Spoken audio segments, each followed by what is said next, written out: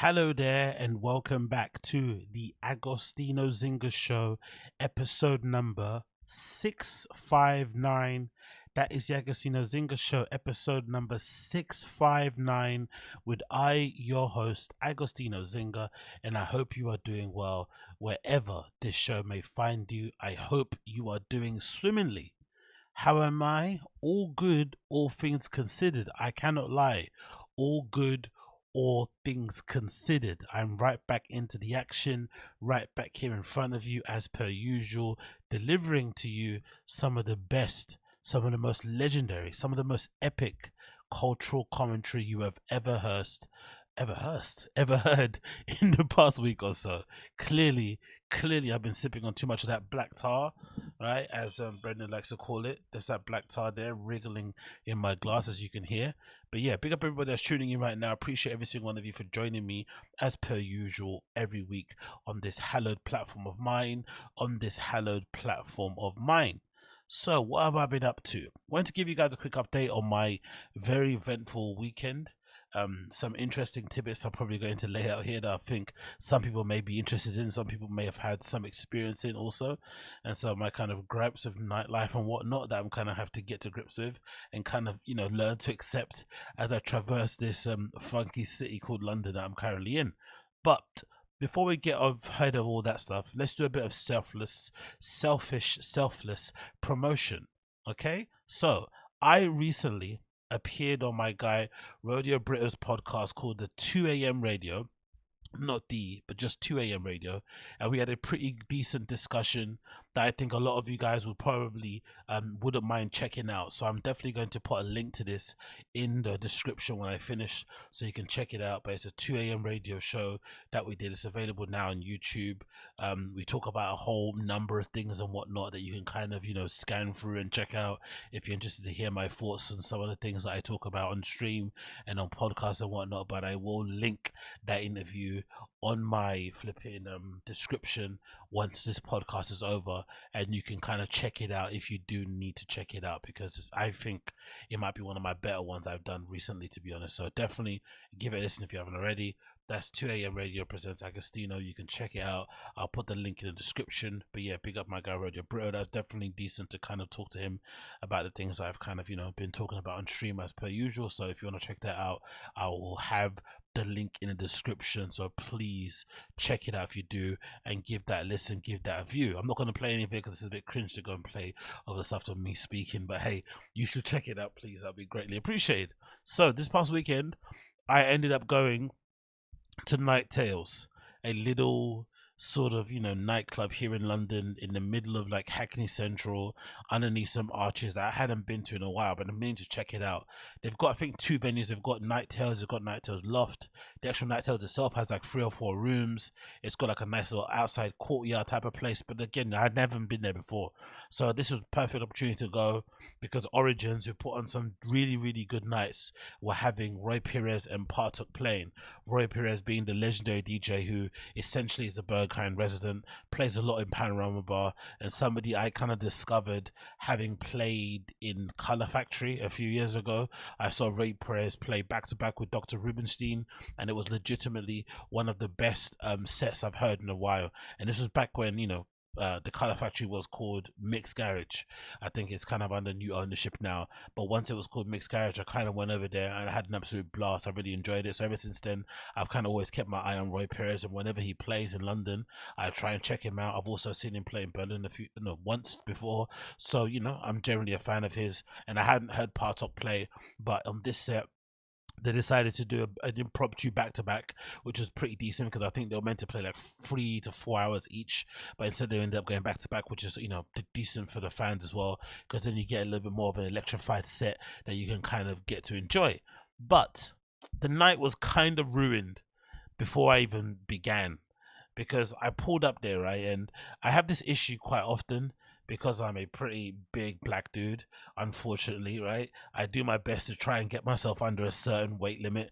I'm currently on my Alton Mason Hot Boy Summer, fitness plan where I'm trying to lose as much fat as possible so I can fit into all my nice designer clothes. But usually, more time than not, I'm kind of looking a little bit chunky and a little bit wide. So because of that, when I end up going out and end up wearing what I usually wear, which is always black clothing, it's a black bomber jacket, it's black skinny jeans, it's black Dr. Martin boots, it's a beanie hat, right? Usually when I have that sort of outfit on and I look the way that I do physically, for some reason people always mistaken me for flipping security, and it legitimately is one of the most biggest bummers ever that you're ever gonna have when you're going out. It really takes you out of the mood. And today, that weekend when I went, I had having a great time on the way there, listened to some music, have had a couple of drinks on a bus, feeling good. And then as I'm kind of pulling up to the flipping venue, as I'm walking in, sorry, just before I even paid to go into the flipping venue, which is absolutely annoying, some random girl was like, "Oh, or some guy was like, "Oh, can my friend come in? My friend's outside. Can I go get my friend or something?" I was like, "What? Go get a friend?" And I realized, oh, they thought I was fucking security. And usually I'm not that kind of guy that cares about that sort of stuff, but it kind of just pissed me off. And so I had to reply. I ended up kind of replying saying, "Hey, I know we all look alike, but I'm not security. Go and talk to the guys over there." And kind of walked off in a bit of a huff, being a bit upset and angry. And then unfortunately it happened again when I came back outside again, because the cloakroom is at the front. I didn't notice the cloakroom when I went in, so I had to come back out again to go to the cloakroom. And then when I came back out again, another girl was like, another person, the girl was like, "Oh, excuse me, do you know this?" I was like, "I don't work here." So honestly, man, it's really the Scrooge of being who I am and looking the way that I do. Unless I'm a particular size, then suddenly no one kind of thinks I look at security, because even though I might be 6 foot and stuff, if you're under a certain kind of, pounds, kg or whatnot, suddenly you don't look that intimidating. You don't look that you could be somebody that's going to wrestle somebody on the floor for not paying the correct amount of fee to come in. But in my head, I thought I was, safe because I had a pretty, cool looking Rick Owens jacket on. I thought I had some pretty cool jeans on. I had some pretty cool boots on. And I thought I was doing it. I thought I was freaking it. I thought I was lit. And then I go to this club, I pull up there, and everybody mistakes me as flipping security. That really, really took a lot of the air out of my balloon, unfortunately. So I ended up doing that. But I walked into the venue. The venue's pretty decent for what it is. It's got a nice little courtyard area that you can kind of sit down in and chill out and have a little bit of an unwind time, get some fresh air, have a little bit of a cig. There's a room on either end, and they're kind of underneath arches, 2 rooms. There was one room where they were playing what it felt like to be more, I don't know, what would you say? More like general house music, I think, for the most part. In the second room, and of course in the main room, you had Roi Perez and Partok absolutely slaying it and smashing it. The only criticism I have of that place is, number one, they have those things in the toilets, those toilet attendees, where they have those guys that's trying to sell you perfume and chewing gum. I don't know what it is about that sort of stuff, but it bums me out, number one, because they're usually always black dudes, and then number two, it just kind of ruins my vibe. It kind of just feels a little bit too central Londonish to have that sort of stuff, in the middle of Hackney Central. I flipping hate that. So that's one I'm not really too fond of when that kind of stuff happens. And then because Nighttails is underneath these arches, which is under a bridge, it's a bit cold, not gonna lie. It's kind of like chilly. It's not the most warmest club I've been to, but one thing I did like about it was the light show. There's really cool little LEDs all over the top of the flipping room that kind of light up, I guess, in tune with the beats that are playing on the flipping CDJs, which is pretty cool. But I didn't really feel that much warmth in the room overall. It just felt a little bit weird. And the only warmth you have feel, or what I did feel, was when you get to the front of the flipping room where the DJs are playing, which again, I feel like is a weird dynamic. I think for usual, in my opinion anyway, I think the best spaces where DJs play are the ones where you don't need to be at the front. You can be at the front if you want to go see them, what they're doing, but you don't actually need to be right at the front to kind of enjoy it. I feel like Nighttails, you kind of have to be somewhere around the front to make it make sense. So that wasn't the best, but in terms of DJing, in terms of what they were actually doing, there's no denying that Roi Perez and Partok absolutely tore it to pieces. I've got a little clip compilation here that I put together, uploaded on my channel. I'm going to quickly play to kind of give you an idea on what the vibes were saying inside, and you get an idea on kind of that the kind of scale and this the size of the space. But for the most part, I'd say it was probably maybe with the 2 rooms included, it might be 1,000 capacity, but it was a pretty small space. But again, with it being under, train or bridge or railway arches, it kind of felt a bit cold, kind of felt a bit empty. It lacked a bit of warmth in there. The sound wasn't the greatest, really and truly. But for what it was, I thought they did a pretty good job. And again, Origins, I always trust them because they just put on, they just know who to book and what combos to kind of put people together with.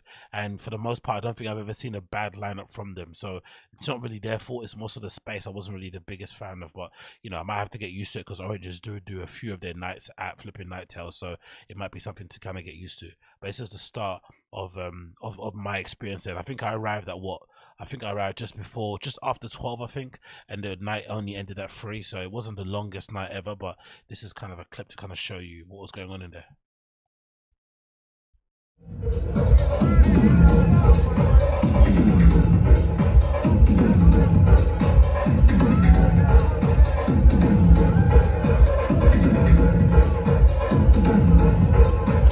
Let's get this up a bit, so you can see more definition here.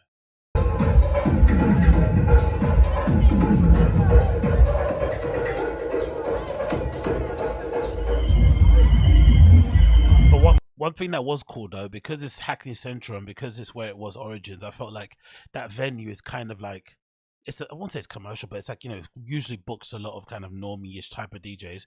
And I did think it was quite nice to see the kind of contrast between having a very gay, queer crowd who came out to see Roi Perez and Partok, and obviously a more traditional or normal crowd that would go to a place like Night Tales, for instance. I did like that kind of blend in between, and it did feel like the age ranges were a little bit more it was a little bit more varied. It wasn't kind of the usual hipsters and whatnot in there. There was a really strange couple that I met, or one I didn't met, that was behind outside, who were, I guess flirting and on some weird date. Overheard the guy basically, being so giddy and happy that the girl was now single and that they met each other again, and the girl seemed to be somewhat happy, but she just wanted to have some sort of a night out. And that was interesting. I was thinking, like, imagine going on a date, like, people, I don't know, maybe it's a psychotic I think it's a level of psychosis to take a girl on a date and go to a nightclub, especially for like a first date or something. It seems a little bit excessive, isn't it? It's a bit much to go to a flipping nightclub, and if anything, and maybe a gig would make sense. Maybe just a nice cocktail bar that has some good music, but to go to an actual nightclub as a first gig is a bit much. But big up that guy. Hopefully he was successful, but he was rapping it on in there, so it was quite cool to see that contrast. I quite like that. There was a lot of random gay dudes on the dance floor, sucking each other's faces off, and loads of guys and trendy looking dudes in like Salomons and bucket hats and shit, which I quite like that contrast. I thought that was quite cool to see.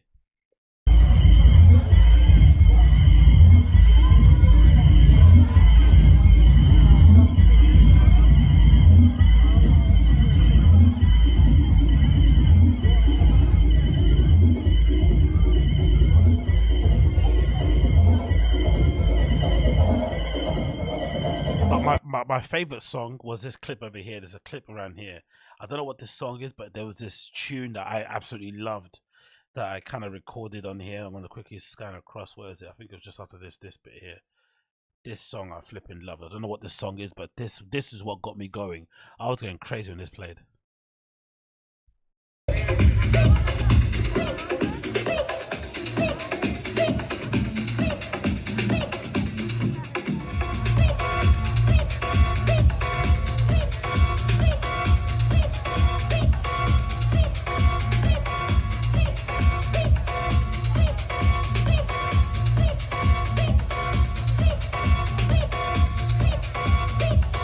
I don't think the crowd was going crazy enough, man. People talking on the dance floor, pontificating about politics, talking about other nonsense. I don't think people were going crazy enough for what this beat was.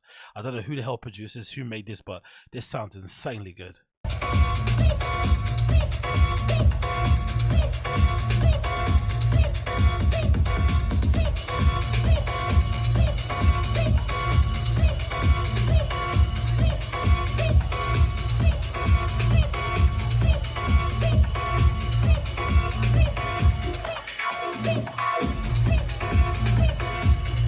But yeah, I had a blast. It was pretty decent. I'm not going to lie.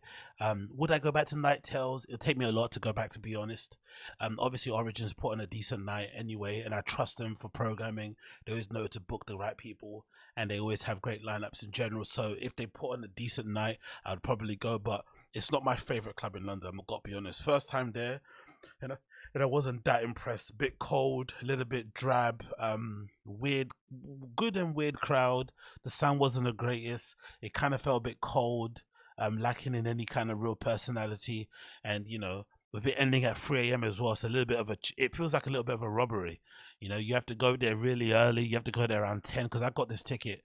That was like a free ticket. They sent an email blast around. Maybe they didn't sell enough tickets. I don't know what it was, but they sent an email blast around saying, hey, you can get a free ticket. But the free ticket was only before 10 p.m. You had to get there before 10, which is insane. I didn't even know that. So I got there late of his course, and then I had to pay another tenner to get in with that ticket. So, whatever it may be.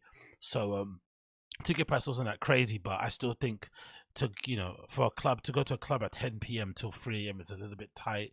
And because it's in Hackney Central, it's kind of far from everything. It will take you a while to get back to flipping East, or my East, to go to Fold, which goes at 6. And I think usually last entry is at 4 something or whatever maybe.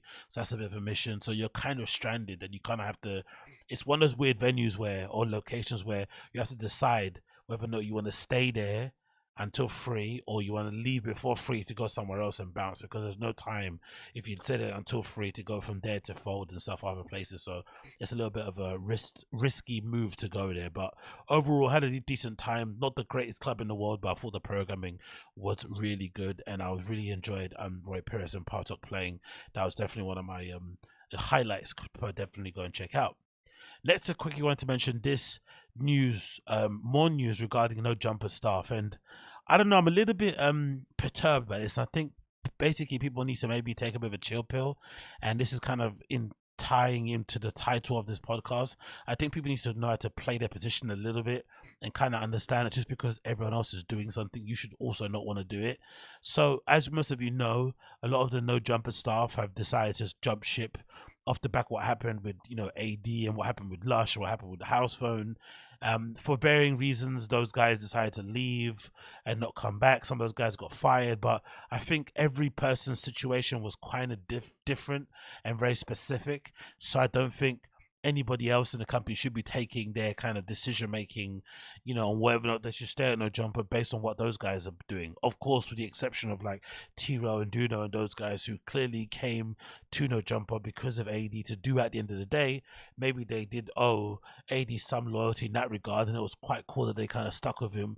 Once he decided to leave, they all kind of bounced also. But I think everyone else connected to No Jumper should have probably been a little bit more strategic in their next moves, and not decided to kind of get hasty and jump the gun. And I think a little bit has happened here. So this is Trev, I've got here on the screen, who is one of the producers and directors and kind of behind the scenes guys over there at No Jumper. And now he has decided to leave No Jumper and kind of concentrate on his own podcast that he has going on, and also just his own sort of content that he's kind of wants to do forward, and whatever else he's got in the works. And I personally don't think this was the right decision to make, because I don't, again, I'm no one to judge because I'm a very small content creator myself and what I'm doing, but I just don't think he's the guy to kind of be his own guy in that regard. Or I think what he should have done is maybe stay a bit longer and use that kind of use that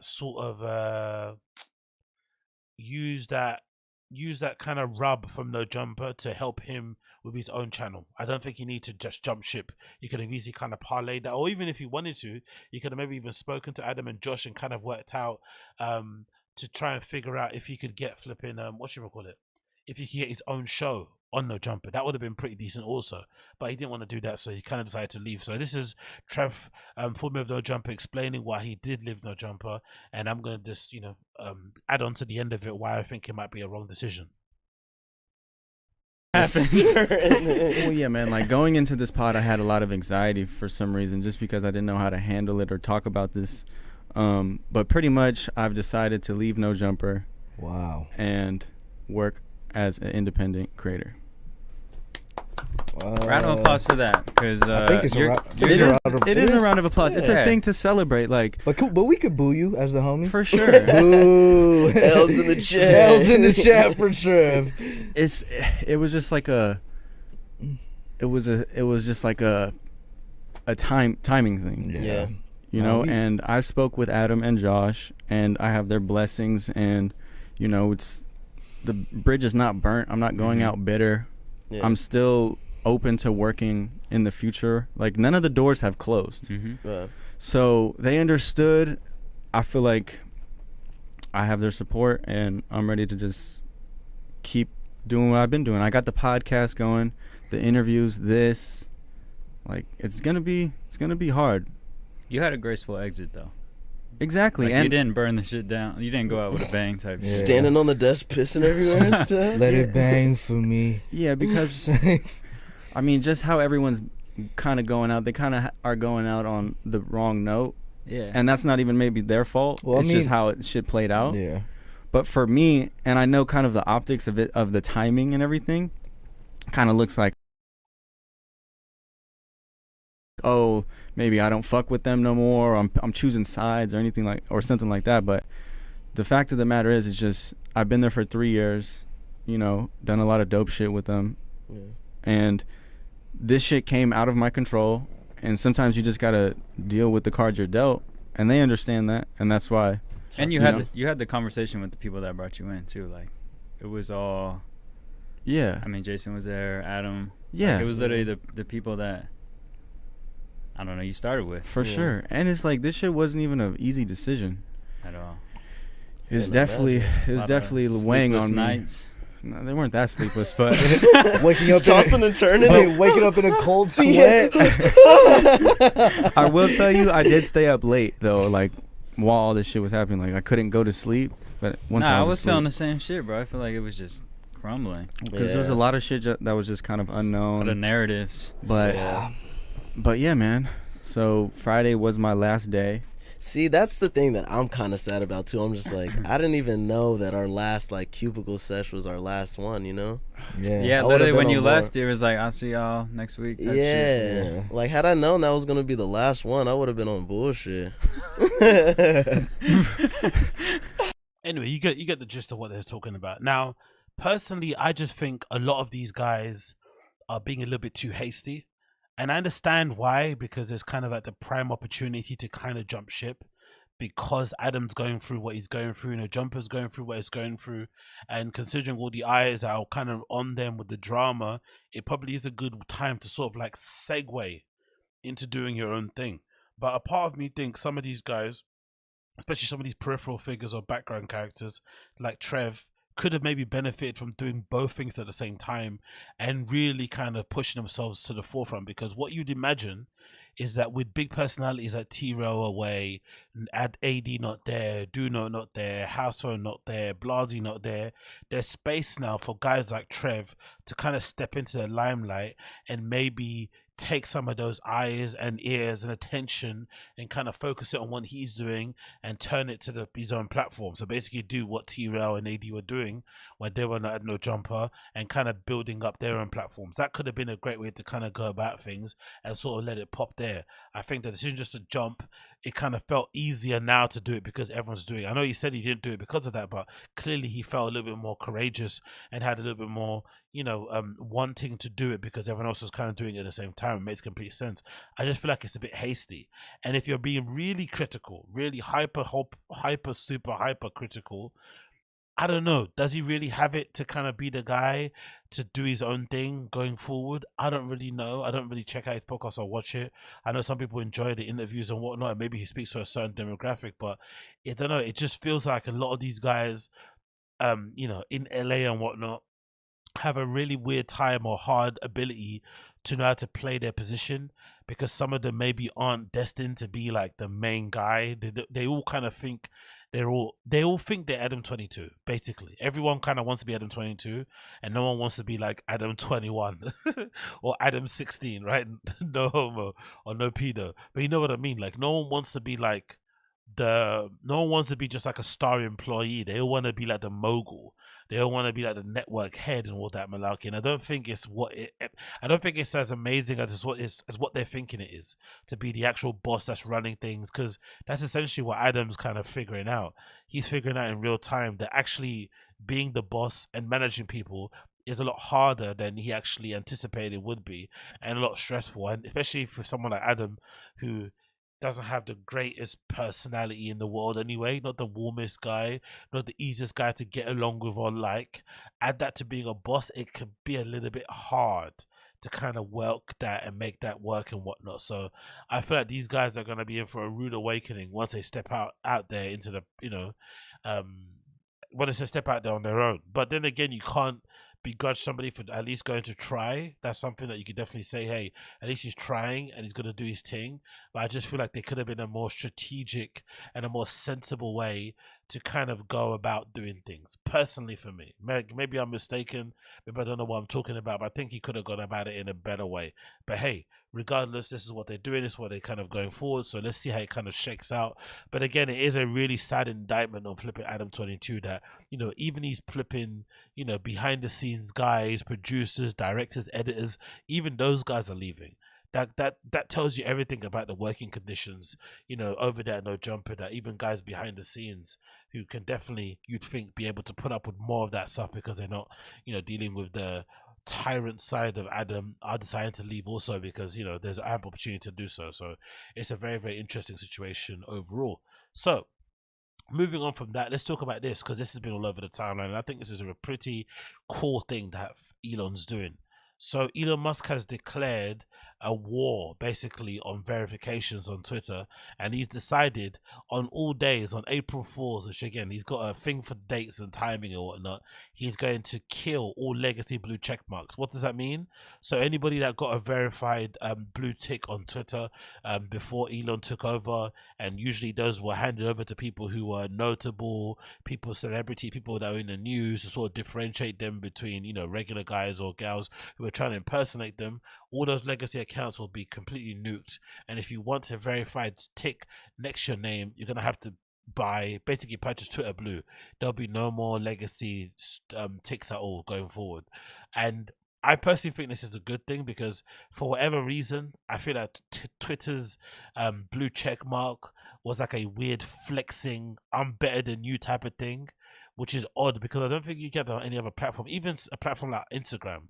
I don't think Instagram, it feels like somebody's got a blue check mark that they kind of flex it on you and act like they're better. It's usually just, reserved for notable people or people that have been in the news or whatnot, to differentiate them between, again, troll accounts.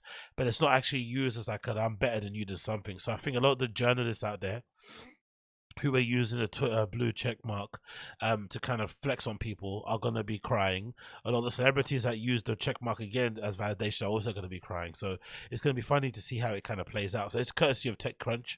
It says Twitter has picked April Fool's Day, otherwise known as April 1st, to start removing the legacy blue check mark from accounts that had them on the platform. Despite the significance of the day Twitter has chosen, the move has been anticipated for months now.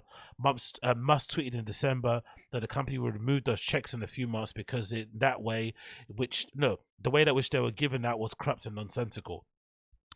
Because there was a report, I think Elon basically revealed that some people were paying for them, some of them were giving out to friends, especially if they were like politically and ideologically kind of aligned and whatnot. So it kind of got a little bit murky. So now it's kind of clearing the decks and obviously increasing the amounts of people that are also going to be subscribing to Twitter Blue, which may be helping, which could in the end help Twitter to make more money and maybe rise its valuation. You never know. So it goes, since then, people with legacy blue check marks have been seeing a pop-up when they click on their check mark that reads, this legacy verified account, it may or may not be notable. On April 1st, we'll begin to winding down legacy verified. To keep a blue check mark, Twitter individuals can sign up for Twitter Blue here. Before Musk acquired the company, Twitter used check marks to verify individuals and entities as an active and authentic and notable accounts of interest. Verified check marks were doled out for free. Today, Twitter users can purchase a blue checkmark through the Twitter Blue subscription for $8 per month. iOS, Android user signups will cost $11 per month due to App Store cost. But there are also other checkmark colors and badges available for purchase to denote whether an account belongs to a business, a government, for example. Twitter says the purchase of a checkmark gives users access to subscriber-only features like fewer ads on their timeline, prioritize ranking in conversations, bookmark folders, and ability to craft long tweets, edit tweets, and undo tweets. The news comes just on the hours of Twitter's made subscription available globally. So this is definitely a thing that's going to be popping and people are going to be upset about. And then, of course, you've got another update again regarding this, which it says Elon Musk says Twitter For You page will only be recommended verified accounts because now the page is basically split up on your timeline. And this is courtesy of flipping The Verge. It says Twitter users will need a verified account to get recommended platforms For You page starting on April 15th. Given that Twitter promised to start dismantling the legacy verify system at the beginning of April, that appears to mean that you have to be a company, government entity, or Twitter Blue subscriber if you want to pop into the feed of people you don't follow.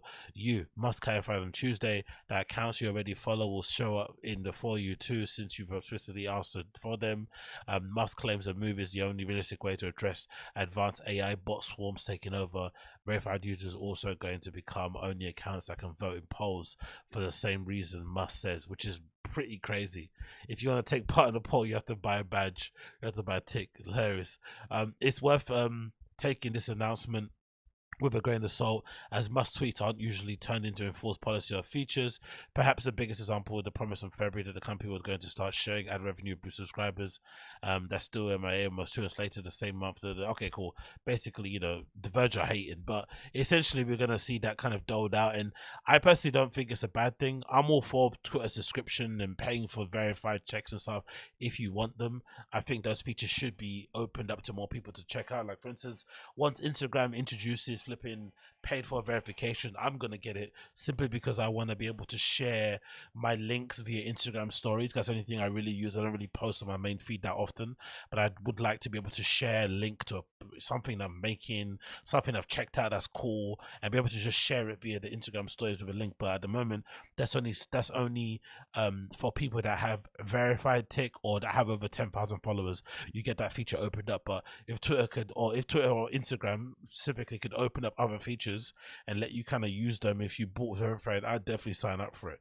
It definitely make that kind of stuff worthwhile as a sort of like content management or sharing sort of tool in that regard. But I guess for regular people who don't give a crap about content and just want to enjoy what they see on social media, I'm gonna be honest, it's probably gonna be annoying, because what's gonna happen down the line is that they're gonna throttle the service for people that don't have verified accounts. They're gonna remove some things that people enjoy to basically put you in a corner where you basically have no other option but to be verified. That's what they basically want. They want to turn the entire internet into a place where most people are verified, identity and whatnot, so that you can take away all the bots and all the AI and whatnot coming in and destroying things. But let's see how that plays out. I'm not really too bothered about it personally, and I do think it's good to see some of these legacy blue checkmark people who kind of had life very, very sweet, basically throw their toys out of the pram and get annoyed at this, because I feel like in general they all needed to kind of be put, I think, in their place a little bit, in my opinion. I think so. But again, what do I know?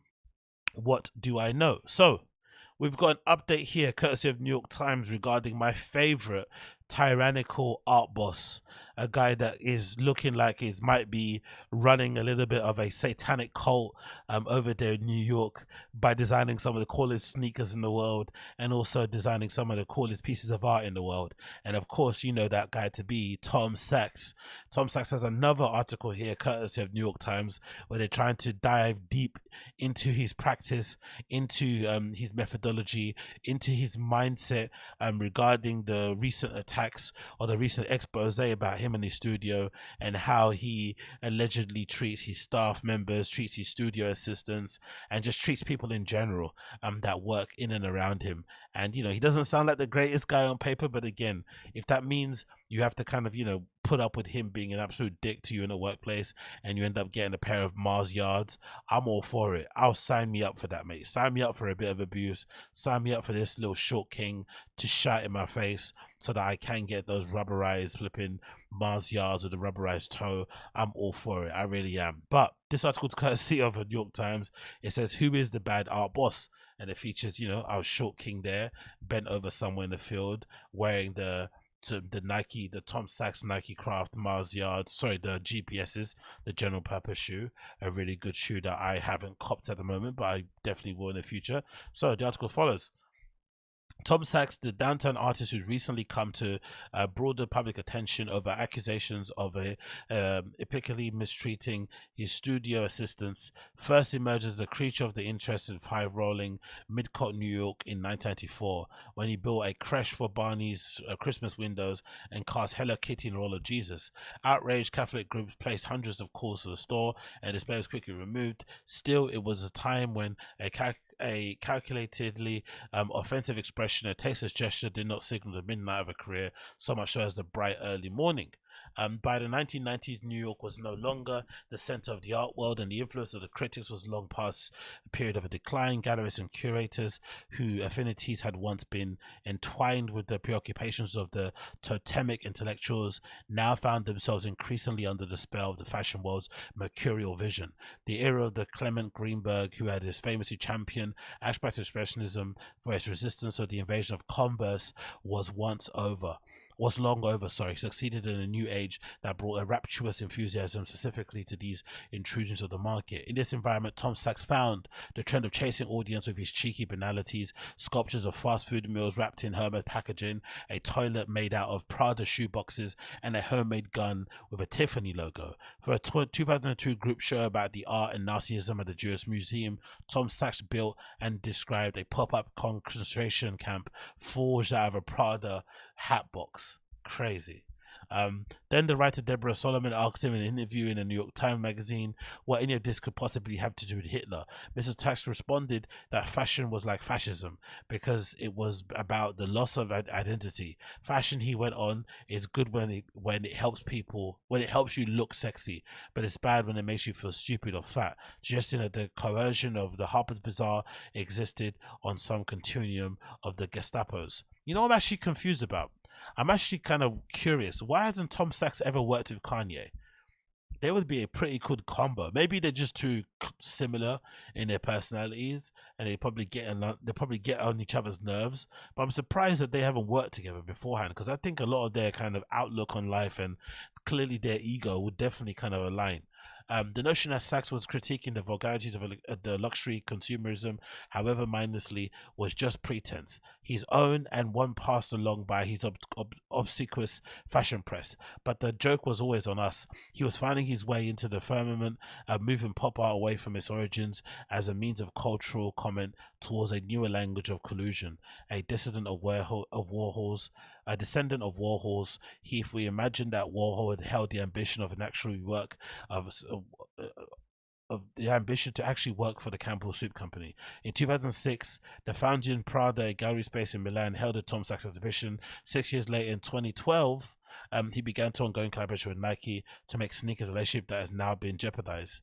A man's hypocrisies never drives in a single lane. The trouble for Sachs began early this month when a curbed investigation outlined allegations of misconduct by more than a dozen former employees. They all described a workplace characterized by fear and humiliation, and for a while Sachs was made a big art that requires many hands, spaceship replicas and so on, and this management style has made as much as a fetish of process as the work itself.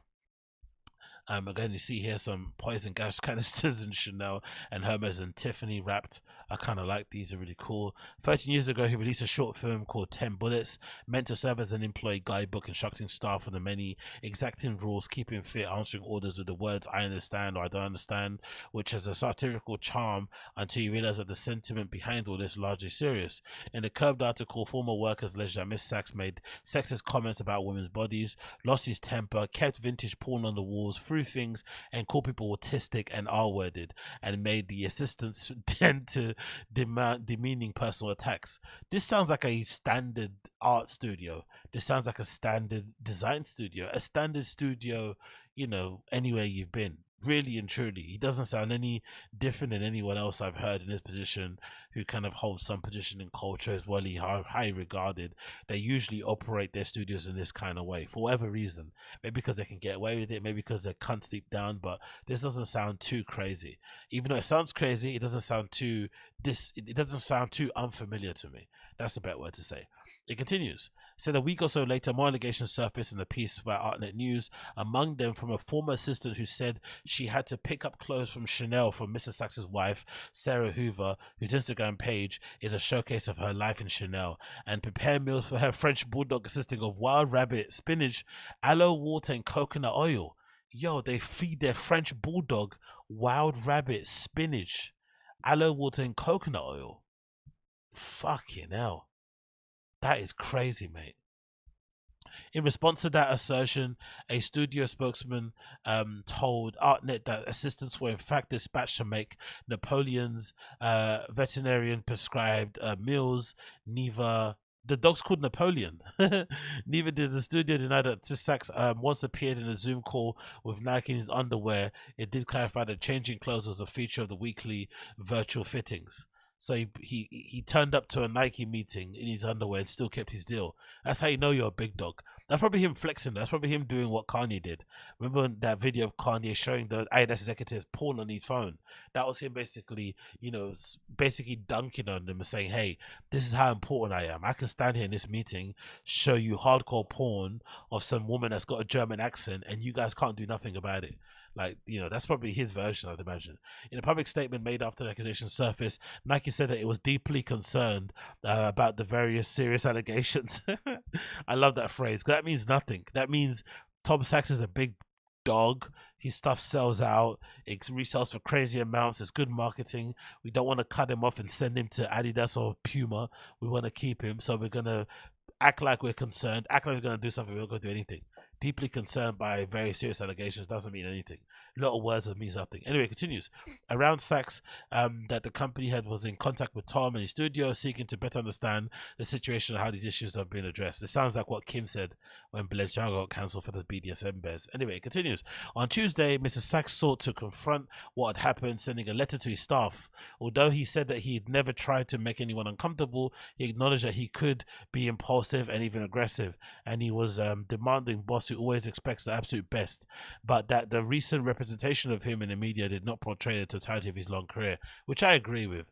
He's definitely a cunt, but definitely a cunt in small doses. I don't think he's a cunt all the time, but it's just funny that he's kind of arguing that point, really, to be fair. Some allegations were false or misleading, he wrote, and while he did not follow up with any detail about what exactly was false or misleading, he said that he sincerely regretted having referred to a particular room in the studio housing an air compressor as a rape room. He was working to improve himself, and he had in the midst of formalizing human resource policies, ignoring perhaps that the ostensibly regimented corporatization of the studio was what caused so much of the conflict in the first place. It's also funny, he gets accused of being a bit of a tyrant at the workplace, and then he decides to rewrite the human resources policies, the HR stuff. Imagine that. That's what he decides to do. No, I'm gonna rewrite it. Funny. For the recent show for all the recent show that the art and fashion world has made of their progressive politics, their efforts to market their alignment with the inclusivity clauses, they remain tied to the caricatures of the intemperate. I never heard that word. What's intemperate mean? This person's using some mad word. Intemperate. I never heard that. Intemperate genius. What's intemperate mean? Come on, load up. Come on, computer. Show me what intemperate means. I want to find out what this means. Help me with English. Help me, guide me with the English words. What does intemperate mean? Or would I have to just search it on Google? Intemperate. Come on, son. Intemperate, adjective, having or showing a lack of self-control. Immoderate. Okay, intemperate outbursts concerning global conspiracies. Okay, cool. That sounds like Alex Jones. A brilliant artist reads beneath the culture, identifying the undercurrents the rest of us cannot easily recognize. What should make one who has managed to miss these as happening right on top, who would build blind to the tidal wave of the shifting social norms. Stories like this are typically prompt a circular conversation about how to ought to think about the great art and bad men. Here the questions seem to be a lot simpler. Mr. Sachs, ended the letter to his team by saying that he remained devoted to innovation and radical ideas. Was he ever? So we don't really get a sorry from him. He didn't really acknowledge any of his ills and whatnot, which I kind of like. I think if you're going to be a cunt, you might as well just double down on it and just kind of ride it until the wheels fall off. So I'm not really too, annoyed by that. And to be fair to him, looking at the guy, I never expected him to be anything but what he's been described at. Just looking at the dude, right? A short king like him, with the art and design world in his hands, I didn't expect him to be anything but what people have described him to be, in the working environment. So it really isn't a surprise in that regard. But I'm interested to see how these brands react to him, because clearly they're not gonna do nothing. Clearly the shoes are still gonna come out, and we're all gonna be clamoring for them, as I will be. And I know I will be clamoring for them. I know I will be clamoring for them. No word of a lie. So, moving on from that one, I quickly wanted to touch upon this because I thought this was flipping the greatest thing ever. So, Supreme have announced the brand new Undercover and Supreme collection, and I have to be honest, it looks absolutely fire. This might be one of my favorites so far. There's a long-lasting collaboration and relationship between Undercover and Supreme.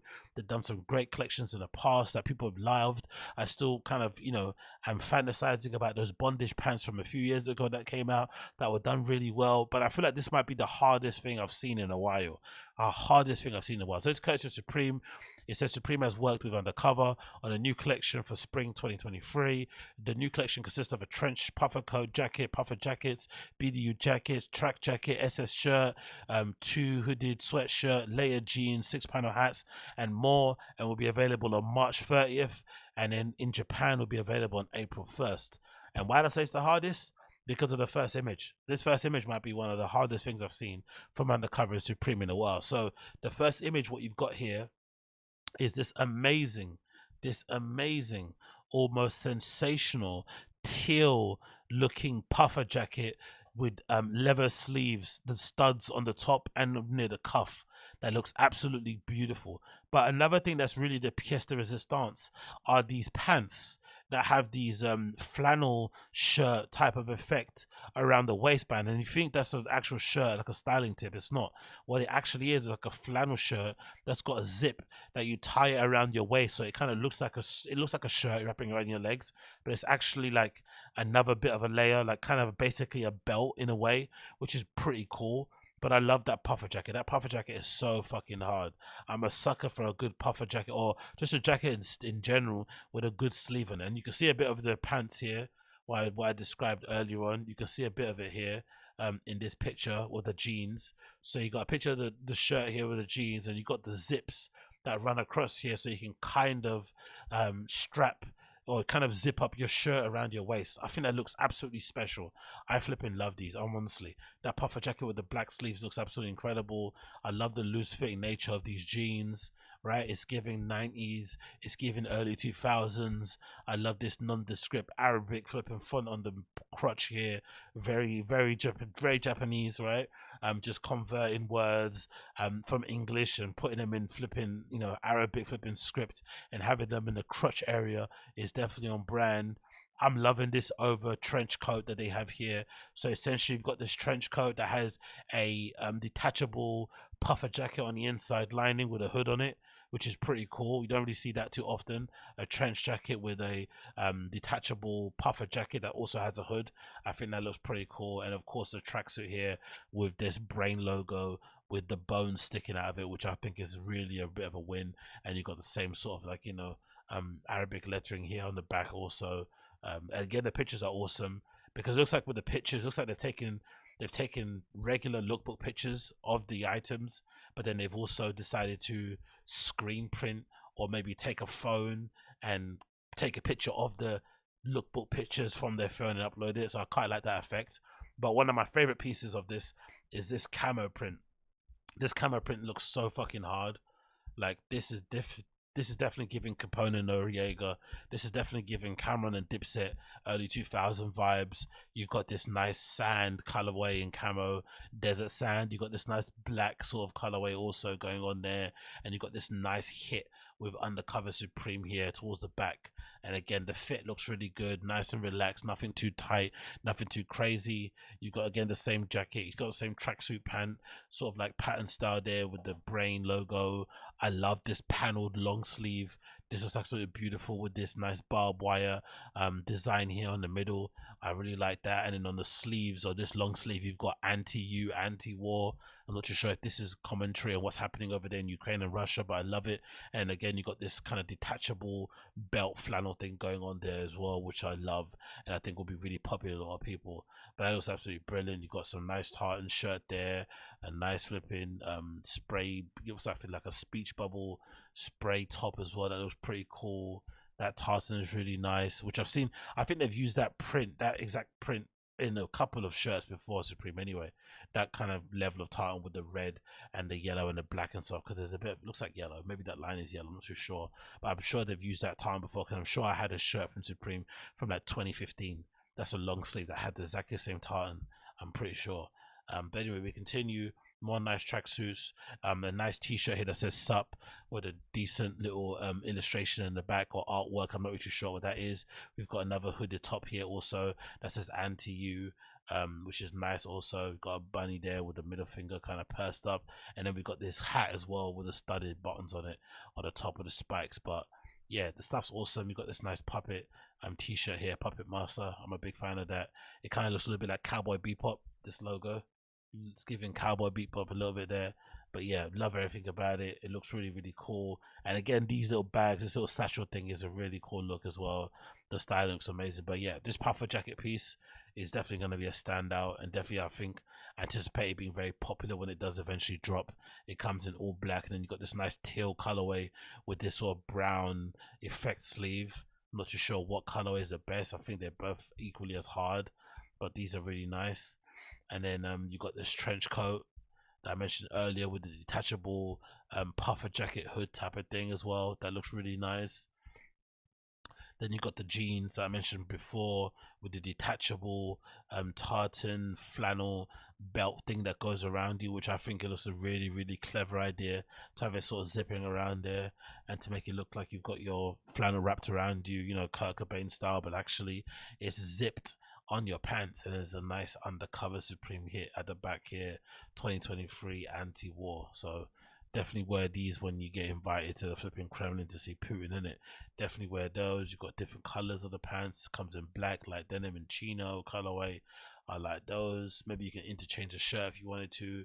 Then you got the camo, the studded BDU. Oh, it's a studded BDU jacket. Where's the studs? There's meant to be studs on this. Where is it? I don't see the studs. Where's the studs on here? Oh, studs all over the front. Wow, I love this. That looks really cool. I didn't actually even see the studs. They're all over the front of the jacket. This might be end up being bucks, but this is really, really, really nice. I love this. This looks super, super, super cool. I'm a big fan of all of this. The pants look really nice as well. Nice little fit on them and shape. Again, more so with the other kind of camo pants. You got the nice, what is this called? It's a track jacket with the brain and the cross and the sort of bones logo. They look pretty nice also with the track pants there. Again, we continue. More track pants, the flannel shirt, which looks obviously awesome. In different colors. And then this is one of my favorite pieces actually. This moto jersey. I love the paneling on this, especially on the sleeve here. You got this really nice raglan sleeve design, and then it kind of cuts away here, and it looks like there's two different materials. Maybe it's a bit of mesh there, a bit of mesh underneath the, you know, the armpit, so you can sweat and wick out more. And you've got this nice little phrase here: anti-U, anti-war. We love that. We love that. We love that solidarity with my Ukrainian brothers and sisters. I guess maybe, who knows? But yeah, we continue on there. Nice little bits and pieces. I'm not really fond of some of the sweat pieces. The anti-you with the middle finger is a little bit too infantile for me to be wearing around, because I remember I used to love that. I used to love wearing Supreme stuff that said the FU all over it and whatnot. But now, you know, when you're a little bit older, it's a little bit kind of kind of cringe to flipping be wearing that stuff. I like the SUP as well. Logo that looks pretty decent, and nice T design again. That you know, that Puppet Master t-shirt design looks cool. The studded hat, not really for me, unfortunately. That's not gonna be too small to kind of fit my gigantic head. But this belt waist bag is fucking amazing. This is definitely the great bag to take to a rave. You can have different stuff in there, right? You can have some DMT, have some cat, have some coke, have some pills, have some mushrooms, have some LSD, right? You can put them all in a little different satchel if you go in, and you know, depending on if the security searches each bag, you can decide what you end up taking in there. It could be a bit of a pick and mix in terms of what you take to a nightclub. And again, we've got a nice little rug anti-you with a middle finger on them also, which is a little bit excessive to have, you know, some middle finger rug in the middle of your flipping house. But hey, what can you do? Big fan of this in general, coming out on the 30th. So if you are you know, eager to get a bit of undercover and Supreme, check out the website on the 30th. I think a lot of that will be available to purchase when it does drop, when it does end up dropping. So next on this, we've got this. Talking about Supreme, this has gone kind of viral on my side of the internet. Somebody leaked a supposed cancelled, so far it's rumored cancelled, but it's probably will end up getting pushed out and released sometime soon. But it looks like Balenciaga were en route to be collaborating with Supreme, and most likely would have got dropped around this time. So there was a plan in place to have Balenciaga collaborate with Supreme, but obviously Balenciaga went and shit the bed and started promoting those BDSM bears with literal children. Everyone kind of threw a bit of a hissy fit and started labeling them as a flipping, you know, reincarnation of Satan himself. And Balenciaga got cancelled for a few months. They had to kind of shelve it. But this is the supposed leaked images of some of the stuff that they were kind of working on. And from what I've read online, it's not cancelled. It probably is still in the works. It probably is still kind of due to be released sometime soon. But they probably wanted all the, you know, attention to kind of die down before they brought it back up again. But from what we see so far, it's kind of relating back to the mud show thing they had with Kanye. That show that Kanye walked, that was a mud show. So there's a lot of kind of stained tops and whatnot. But I do love the long sleeve with Supreme on the box logo. You've got some nice bags here, some nice chinos. You got this crazy, really long boots. But just imagine, you know, the most, I think, you know, probably the most like legit streetwear brand of all time, or skateboarding brand in terms of Supreme, linking up with, you know, real agents of chaos when it comes to Demno and what he's doing over there at Balenciaga and just a general fashion crowd. It's definitely an unexpected collaboration, I could say that, but I do like it. You got some nice you got what I would call like a really nice parka, because I feel like Demna doesn't get a lot of credit for his parkas. I think the parkas look really, really amazing, especially this black one here on the left, and it's cinched in, and you got these crazy excessive boots again, and then you got this, which I think is really amazing piece here. You've got an MA1 that's made out of leather. You know that? I love this. I love this MA1 that's made out of leather. A completely leather MA1, which is absolutely beautiful. It looks like the inside of the lining has also been made in leather. And then what they've done here, which I like, is that they've turned the shopping bags into essentially, you know, the designer luxury bags that they have. They have those kind of trash bags that they do. And if you know anything about Supreme, you know, a lot of people, especially back in the day, I'm not sure if it's the same thing now, but I remember when I used to purchase it, or when I used to first get Supreme in the early 2000s, the bags were really kind of covetable. People would legitimately sell the bags on eBay for like $30, $50 and shit, which is absolutely incredible. Like an actual carrier bag would be sold on eBay. So it's pretty little clever spin that this Balenciaga and Supreme collaboration. They turn these plastic bags into their own little thing. So I'm assuming from what they've done previously, Balenciaga they have their own bag that's like a trash bag. It looks like a trash bag, but it's made out of leather. It wouldn't surprise me if this was actually made out of leather. So it looks plastic. This Supreme bag, like a white bag with a Supreme box logo, but it wouldn't surprise me if this was actually made out of leather. The sweatpants I like as well, because, you know, they don't have any elastic at the bottom. The jeans I'm not too fond of here. You got a nice flannel jacket. You got a backpack that they put together, and then you got another top here with the box logo that says Balenciaga on it, which I love, in the same Supreme font that you know and love. Also, same with the hat. And again, you got the bag, you got the slippers, which will definitely do numbers when they come out. You can see that happening. Again, that leather bag there, good jeans. You've got a Supreme New York Yankees bomber jacket, which looks really cool. And then the final pieces, which I think look really amazing, are these, because these remind me of like that Cameron. These remind me a lot of Cameron and Dipset. You got this really nice black and white camo. You got a piece, top and bottom suit. With the Supreme badge here, the top that looks flipping incredible. The combat looks great. Look at the shape of those pants, so good. The front pocket placement is absolutely amazing.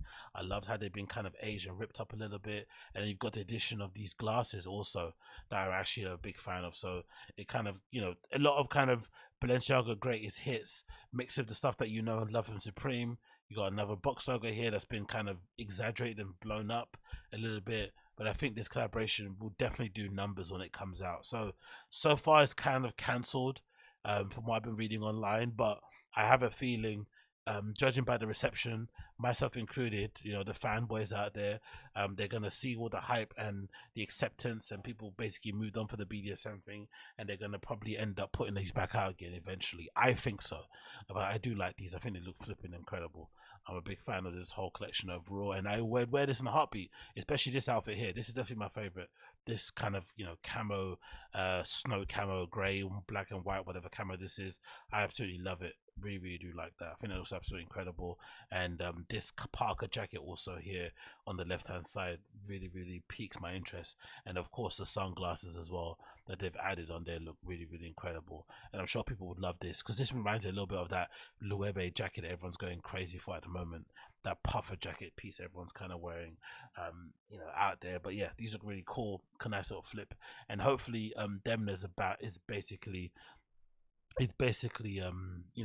able to come back and do this again, because I think when this drops, this will do numbers and people will be definitely up for it. So I'm up for it. I'm up for it for sure. Next to quickly mention here as a little insight, I'm surprised these again, because I think I have a feeling in general, one of my sort of like weird pet peeves is that I feel like a lot of kind of people online, especially guys that are into like sneakers and shit, I feel like there's a lot of kind of Me Too, follow the leader vibes going on. No one really has their own mind. No one really kind of thinks with their own feet or with their own brain when it comes to the shoes and stuff they're into. They just kind of follow and buy into the hype. And one of the reasons why I say that is because I really do think these Converses from Stüssy, although they're really simple and not that crazy and rah, I legitimately think these are some of the best Converses that come out in a while, and they're really subtly and really expertly done. So essentially, these are the Converses. They come in two colorways. You got this nice sort of like, what is it called, like a sand creamy kind of colorway, and you got like a navy colorway, classic kind of Converse 70s that you're kind of used to. But one of the things I love about these pairs, specifically the sandy cream colorway, is the addition of these really nice pearl logo on the side of the shoes, the kind of classic Stüssy double S's facing back to back. I think they look really nice, especially when you kind of flip the laces and kind of have them dark and whatnot. And I was never really the biggest Converse dude, but ever since I bought the flipping Denim Tears Converses a while back, and I've been wearing those, all the time, I really love the shape of the 70s. I think they look amazing with big baggy pants, as you can see here from this picture, taken from Stüssy. And I'm generally surprised why these shoes haven't sold out.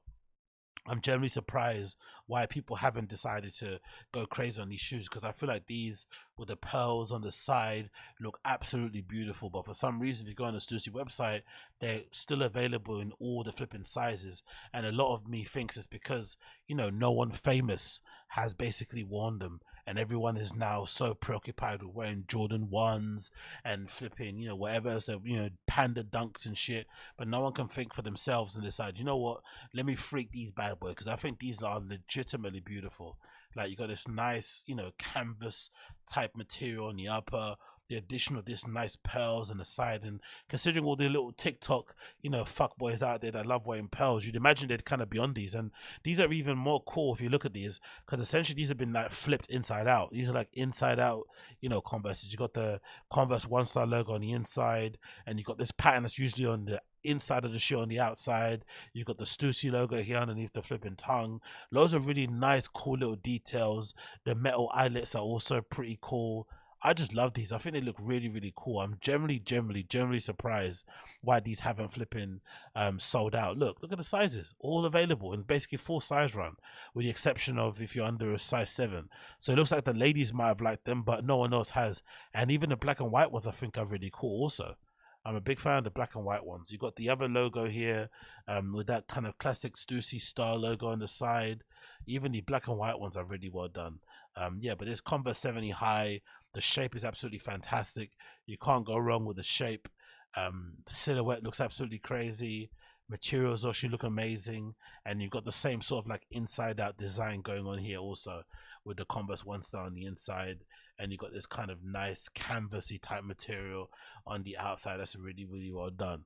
But these are awesome. Again, why aren't people hyping these up? Why aren't they jumping on them? Maybe I'm kind of hotting up the spot and making it kind of obvious, and I should be jumping on them myself. But I think these should be getting way more love than what they are, especially for £100 or $100. That's a fucking bargain in my opinion. But for some reason, people don't seem to think so, and they're letting these sit, and they're just here, gathering dust. But I think these are really nice. Definitely one of my favorite collaborations, and I think the lookbook especially makes them look really desirable. And Stüssy, I think overall haven't missed when it comes to collabs and stuff. And look how cool they look on this girl here.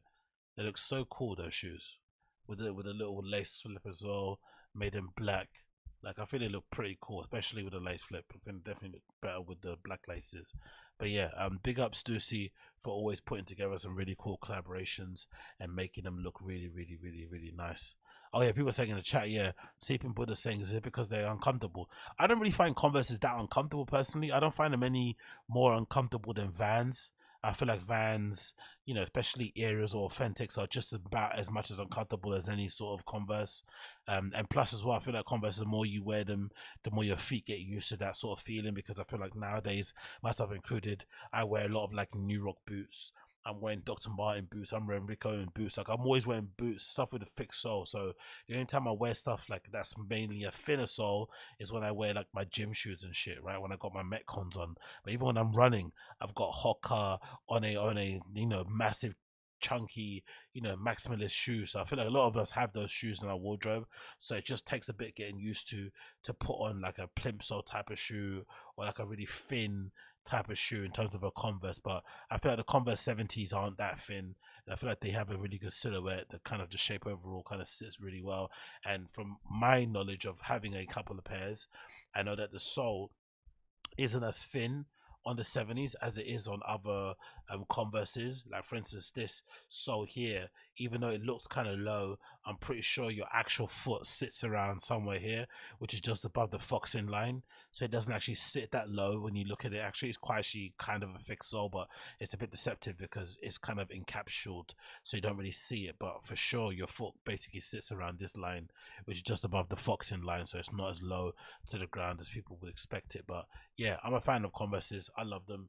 Especially the 70s. I think they look fucking beautiful, and I'll definitely be up for checking them out when I eventually do get my hands on them. Talking about plumps and talking about ballet shoes, right? This is a bit of a risky one, because I wonder how many people, especially guys out there, will be comfortable to rock a pair of these. These have just dropped, courtesy of Balenciaga. It's these. Have you seen these? Balenciaga men's Leopold ballerina shoes.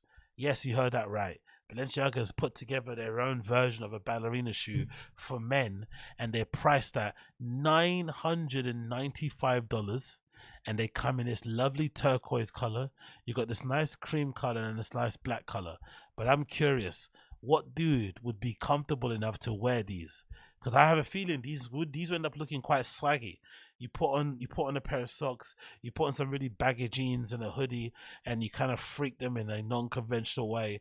I think they look pretty decent. But the model picture here is really wild. This model picture is wild. Look at the model. the model's got is wearing the shortest. The model's got like a 6'9" outfit on. The 6'9" what he wore to the gym when he was getting the beats breaking off of him, right? They got the shortest of the shorts, and you got this jacket that basically makes the shorts disappear, and then you got these ballet pumps on the bottom. Like that, I don't think I'd wear, but I definitely wear them with like some big baggy jeans, some flipping.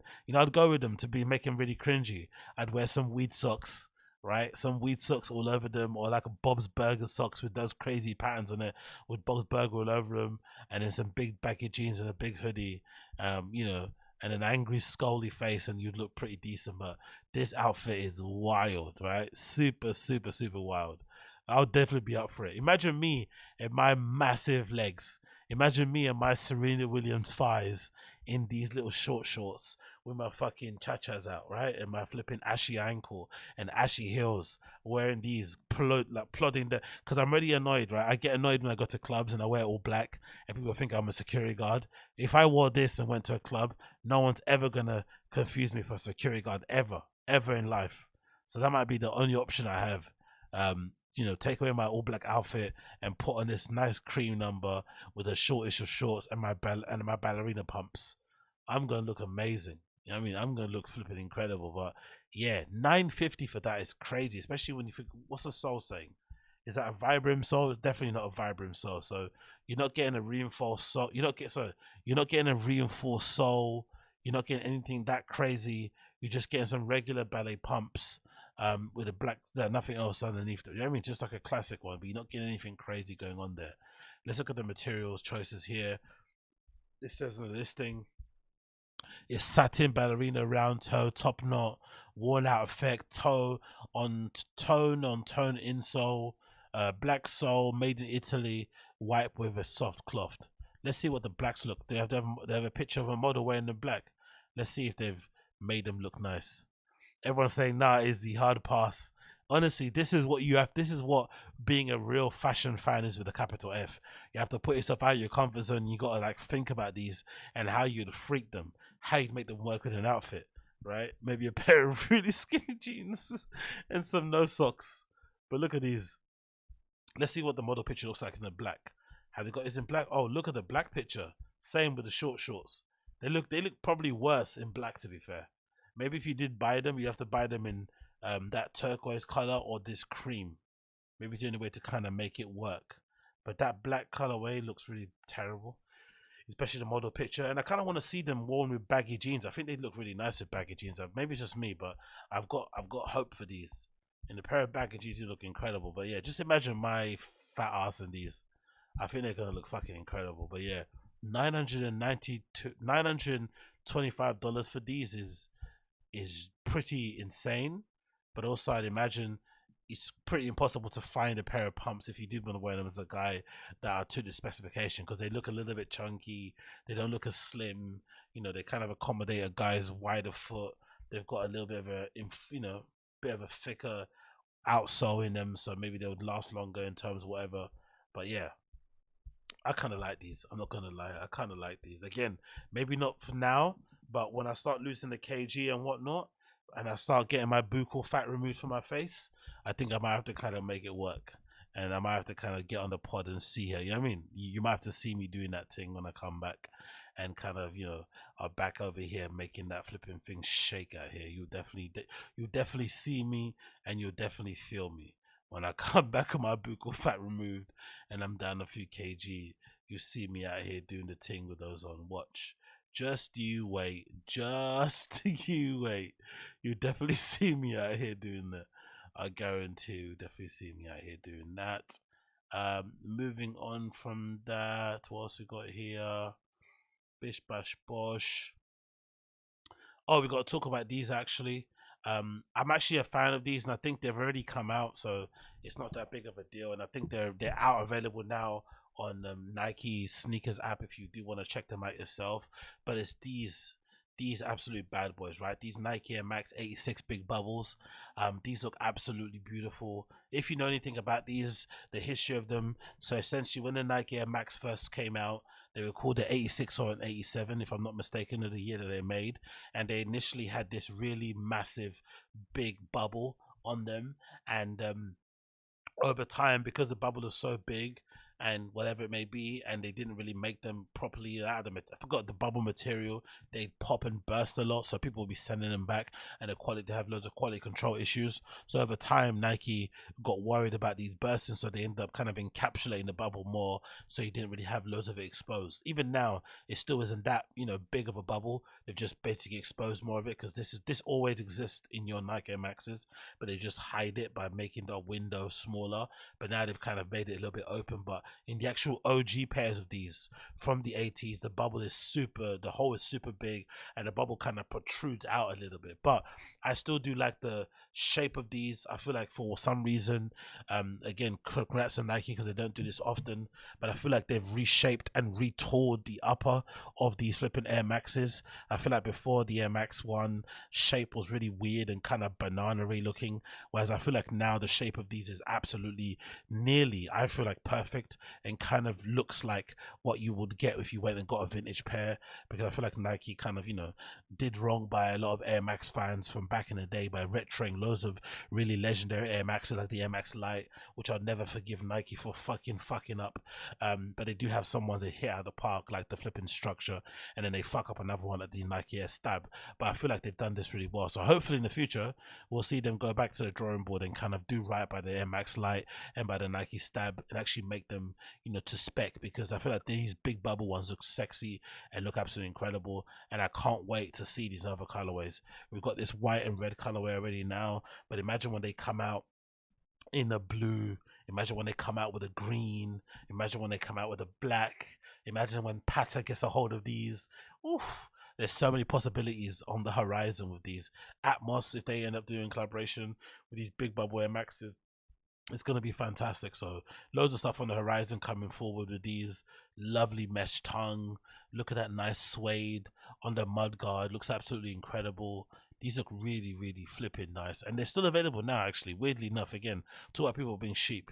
No one's flipping jumping on these, because everyone wants a flipping Clint, or the Cortez flipping Air Max 95s, but these are available right now still in, I think, a majority of a size run, and they've even got this nice weathered aged flipping outsole as well, which I flipping like. Sorry, box, which I think is also amazing. I really do like these, man. Yeah, big up Richie. As we definitely need that story when you fight at the club in your Balenciaga ballerina flats like you did in your loafers limo. Yeah, yeah, exactly. Big up Richie. Yeah, for sure. You're definitely going to get that story. Someone's definitely going to try it with me when I get the Balenciaga flat. Someone's going to try it and think that I'm a guy that should be messed with. And then I'm going to have to get down and show them, show them my flipping my elbow, show them my Tony Ferguson elbows, show them what that Groupon Muay Thai classes taught me, right? I'm gonna have to show them what that Muay Thai Groupon shit taught me. Oh, big up everyone that went to Groupon classes doing Muay Thai or self-defense for a couple of months and came out of it thinking that they were fucking Jackie Chan, myself included, thinking of fucking John Jones, right? Thinking of fucking, George St. Pierre. That was me doing those fucking classes, teat kicks and what, protecting yourself, checking kicks and shit. Crazy. But yeah, Air Max Big Bubbles look absolutely incredible. Love them. They're out now. Not really much more to say about them. They look fucking beautiful, look absolutely buttery and amazing. The shape is great. The exposed bubble is awesome, and I hope this means that going forward we'll see more of this big, gigantic XXL bubble on more Air Maxes going forward, because now they have the technology and the expertise and the experience to basically make sure these don't pop or burst anymore going forward. But I love these, and I can't wait to see more of this makeup, of this kind of done sometime in the future, and the colorways that they have flipping going on. I really, really can't wait, man. I really, really can't wait, man. Honestly can't wait. And then we got another shoe here which I want to feature quickly, which are these Fly Streetwear Dunk SBs, which again, I said before, I'm not the biggest fan of Dunks, but there's something about this kind of simple free color makeup that I kind of just love. when people get it right. I'm always saying before on this podcast, I think if you want to get dunk right, you have to stick to 3 colors. And you got this nice navy blue, you got this nice little gray, and you got this nice whatever this is, like a sail off-white type of colorway, which works really well. And this nice little hit of the green on the heel tab kind of adds to it. But the material choices is what for me kind of goes well with it. You got this dunk and this nice sort of mixture of a suede and leather that works really nice, and you also got this nice little rope looking type laces that also look pretty decent. But I feel like these Fly Streetwear Dunk Low Speeds are really good.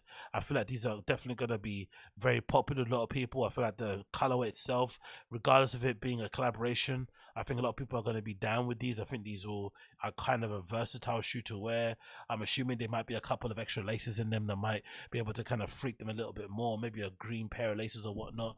But I do love this, man. I do flipping love these. They look really, really good. I like the shape of them overall. And again, for somebody like myself who isn't the biggest fan of dunks, I think these look really, really, really nice. Like amazingly good. Especially this little hit here at the back. We got this little suede nubuck heel tab with the little Nike as well popped on there, which looks really nice. And of course the Fly Streetwear logo over there. So for my Chinese streetwear mandem, right, because Fly Streetwear is obviously a big brand over there, definitely check those out when they're coming out. And they even look how good these look on feet with shorts with socks on and shit. Oof, these look fire, man. I'm a big fan of these. This is really, really nice. I'm definitely would wear it again. This is coming from someone like myself who's not the biggest dunk fan, but I think these look absolutely incredible. Definitely good summer kicks. Definitely maybe good festival season kicks, right?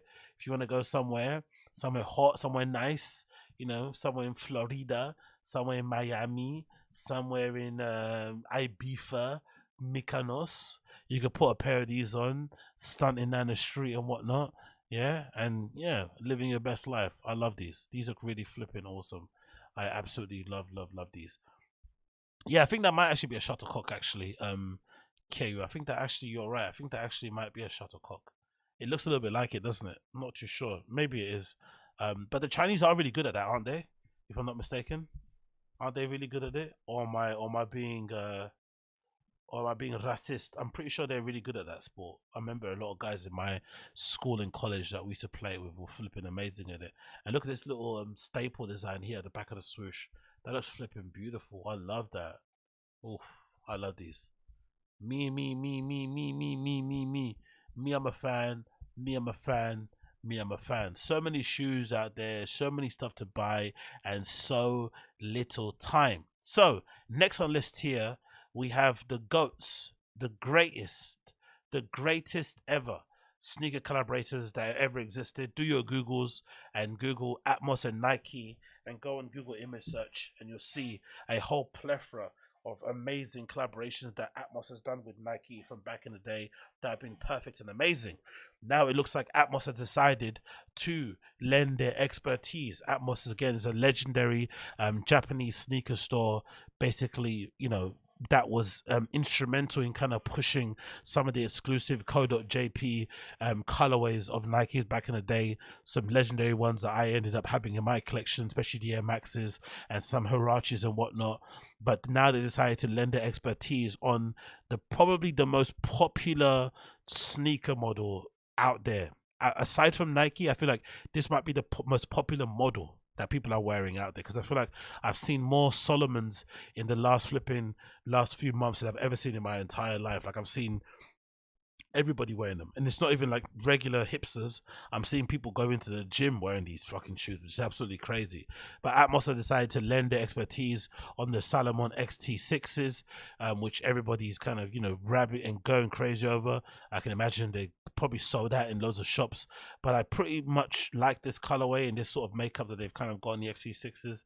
They've kind of opted for this star type design on the upper, but it's also done in this kind of nice blue, navy blue type of dark colorway on the upper as well, which look pretty decent, which I kind of like.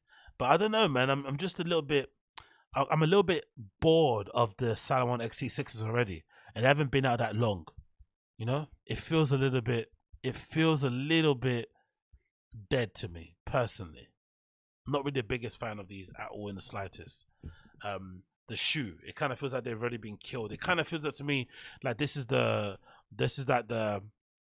like the hiking or the hipster version of a of a panda dunk. You know, panda dunks have kind of got killed and deaded because mad amounts of normies are out here wearing them, and it feels like these are the same when it comes to these. But I also feel like they're the most practical and useful shoes for someone like myself who lives in London, right? These are the ones that we should be wearing because they're, you know, water resistant, waterproof or whatnot. You're not going to get your socks wet and shit, and they're just generally a good all-terrain shoe to wear in a flipping country like England where the weather is super sketchy. They're the perfect UK shoe. Think about it. I think so. The perfect UK shoe, but they've been so played out that I'm kind of over them, even if it is an Atmos collaboration. They kind of look a bit weird, you know? But I do like these a little bit. And I think they're going to be coming out very, very soon. Let's check the article courtesy of Hypebeast. It says Atmos has officially announced a forthcoming Salomon XT-6 Star Collide collaboration. The sneakers draw inspiration from the celestial collision, a moment when stardust is scattered in the universe. The kicks are dropping in the via Atmos Japan pop-up event on April 3rd, while the global launch in-store and online will go down on April 8th. So they're coming out pretty quickly. Let's see what was that celestial collision. Let's see what that looks like. Let's see if that colorway is right. If those blues and those blacks make any sense on what they're talking about here about the celestial collision. Let's see what I'll go on here because Atmos is pulling. That's some really far out there flipping reference, isn't it? But let's see what they're saying here. Is there a lot of blues and blacks in there? Okay, not, you know, maybe these are all artists' interpretations of what a celestial collision looks like, so we've got no idea. But judging by this first picture, you know, maybe there is some kind of merit to what Atmos is doing here, right? Maybe there's some merit here. It's an official image, allegedly from NASA, showing a perfectly normal scenario where two planets collide, and that's where the inspiration for these shoes came from, allegedly. You can't really see it from that picture, really. If you think about it, you can't really see it, but maybe you can. Maybe these are sparks fly type of shoes, but I don't know. I'm a bit bored of the model, but I really like the colorway. I like the speckled midsole here on the outside. I love the makeup of the blue and the navy and the dark colors and shit. It does look pretty cool, but again, it just feels like the XT6s are a bit played out. That's what it feels like. It feels like the shoe's already played out. It's already dead, and people should already be moving on from it. But again, maybe I'm drinking too much haterade, and I need people to kind of, you know, leave people alone, let them enjoy themselves, and let them enjoy things overall going forward. Maybe. But again, what do I know? Moving on from that one. What's people saying? What's they say? MMA nut. What? Bappa has been accused of SA, a video on Yew Neeks' channel. Really? Is that true? God damn. Okay, I'll check it out in a minute, but I didn't know that was true. Damn. I try and keep away from the comedy stuff on the Agostinho Zinger show, but you know, I might have to jump on that if that's actually a true thing. Let me just double check my phone and see if that's right. That's crazy if true. I'm assuming this is just what? An accusation from one of BGL's BGL's baddies. Is that what they're saying? Let's see this. Baba has been accused of SA video on Yew Neeks CHL. Come on, Brendan, man. No way. This is true. Oh, God almighty. This guy, man. What are you doing, B? Let's see if this is true. Let's quickly double check this. Thank you for the super chat, MMA Nut, and thank you for the heads up. I do appreciate this, but let's see if this is true, and then we'll get back to the streetwear stuff. Hopefully this is just some nonsense that BGO is spouting from people and whatnot, but let's see if this is true. God almighty, mate, this is absolutely crazy. Hold on. Let's see what Yew Neeks is saying. Bear with me. Multiple women. No way. Fucking hell, man. Oh. The thing is, I feel like Brian Callen survived the rapes allegation because there's Brian Callen, no one really cares about it. But I feel like Brendan, with the amount of people that already don't like the guy, can he really survive SA allegations? obviously with the fighting the kid, it doesn't really matter with the club. You know, it's his own platform. But I don't know if this is. Oh, Jesus Christ, dude. Anyway, let's just check here. Let's see what the Yew Neeks is saying. But damn, man, this is horrible. If this is true, come on, dude, man. I was listening to a little bit of a Rangers Assist. They were covering a little bit of the Brendan Schaub stuff, and they did make a good point about, you know, being at that age and being unable to keep your dick in your pants. I don't know if that's like a true thing, because again, you know, being the black dude, I know a lot of people in my family, especially older dudes, who just never keep their dick in their pants. And, you know, some guys who've, you know, essentially gone through a few marriages because they always get, you know, their head turned by some hottie or some baddie walking by. They can never kind of keep it chill. So I know some guys just always have that on switch and they can never turn it down. But surely with these guys, with the amount of accusations around their friends and their colleagues and just the scrutiny they're under, you'd imagine they'd be a little bit more careful, but maybe not. Anyway, this is let's go on Yew Neeks and see what he's saying here. He's got the video, Brendan Schaub accused by multiple women of SA. Oh no, man. Oh no. Damn, son. If this is true. This sounds like a BGL sort of allegation. Let's see. I got a feeling BGL's involved in this in some regard. Let's see if BGL is involved. Damn it, Brendan. What are you doing, Papa?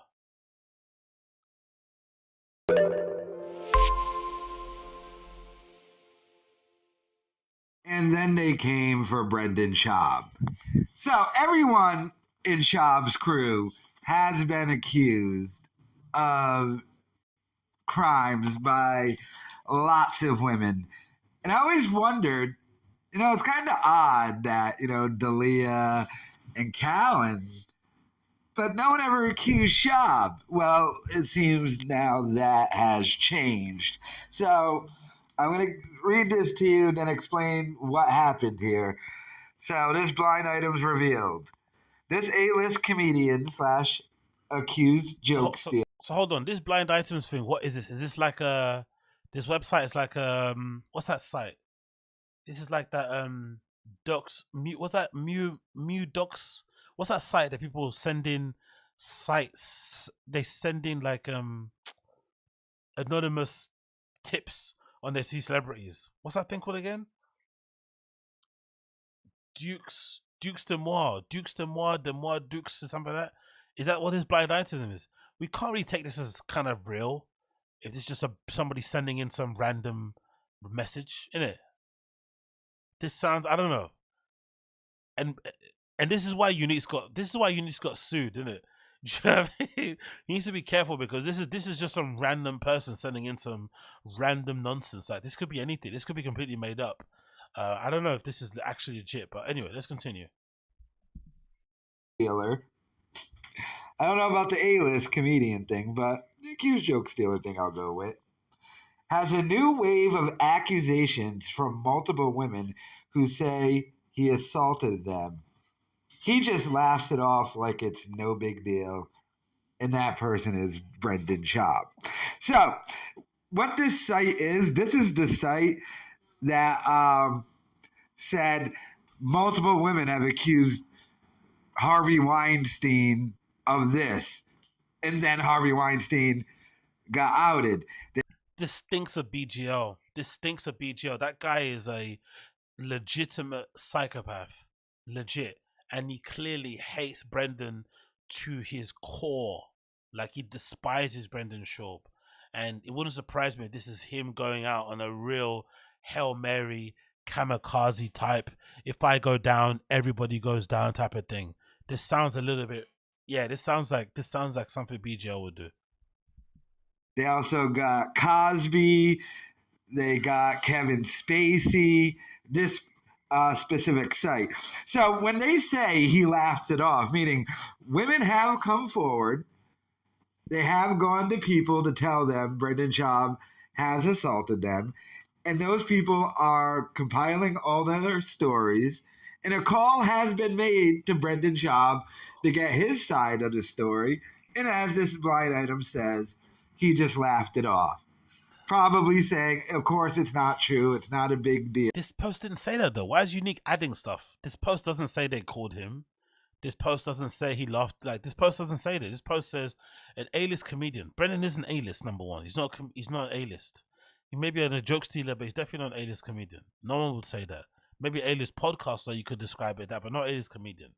Has a new wave. Brendan never had a first wave, so this new wave thing sounds weird. It could be Crystalia, really. This could be someone trolling and signing it off as Brendan Schaub to troll, but it could be about Crystalia, because Crystalia has turned into a bit of a heel, and he's kind of embracing the idea that people don't like him and that people think he's a diddler. He seems not to care and seems to be leaning into it and using it as kind of, motivation to keep him kind of pushing and whatnot. So this sounds like it could be easily somebody that's already been accused, because Brendan hasn't been accused ever and he's on A-list. It doesn't make any sense. By multiple women who said sexually assaulted them, he just laughs it off like it's no big deal. Yeah, this doesn't seem like it's Brendan. It seems like it's somebody else personally, but again, I could be wrong. But, Schaub loves the addies and the baddies. And so, now, does that make any of this true? No, it doesn't make any of this true. But I had a feeling this was going to happen. Regardless, like I said, even if true or not, I just had a feeling that, Callan's accused, D'Elia's accused, they run in the same circles. Obviously, he's going to get accused. Nah, I don't believe that. Am I the only person that doesn't think Brendan's a sexual abuser? Have you seen how bad his games are? How bad his game is on text message? He can't even get girls to reply back to DMs. I don't think he's an essay at all, personally, for me. I think that's a bit of a reach. He might be a cheat. He might be a liar, a manipulator, whatever it may be, but I don't think he abuses people. Or in the way that D'Elia is alleged to have done it, or even in the way that Brian Callen's alleged to have done it. I don't think he has the ability to do that in him, to be honest.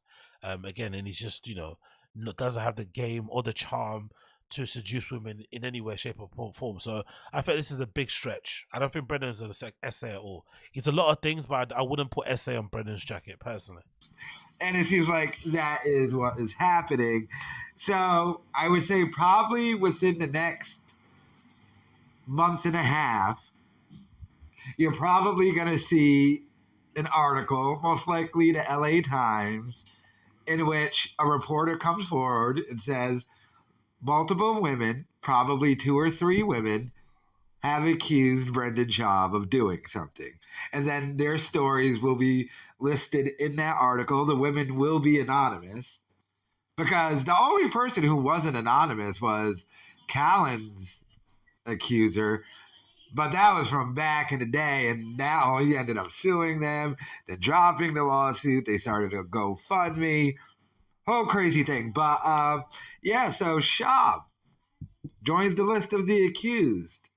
Let me know your thoughts in the comments. Do you think Unique is so happy to be reporting this? Unique is absolutely going giddy over this.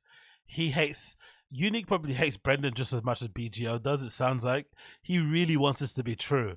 He really wants this to be true. He is hoping that Brendan is what the people are saying it was. He really flipping wants this to be true, but I think this is a bit of a reach, personally, for me. I think this is a huge, huge reach. I don't think it's true in the slightest. Brendan's a lot of things, but I don't think he's a sexual abuser in any way, type, or form. And I think people are making conclusions over, again, like 2 lines on some anonymous website.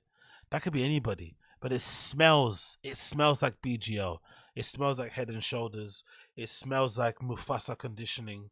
It smells like all of that shit. It smells like whatever, whatever sort of vapor comes out of your skin when you're using too many roids and shit. It smells like BGL to me, personally.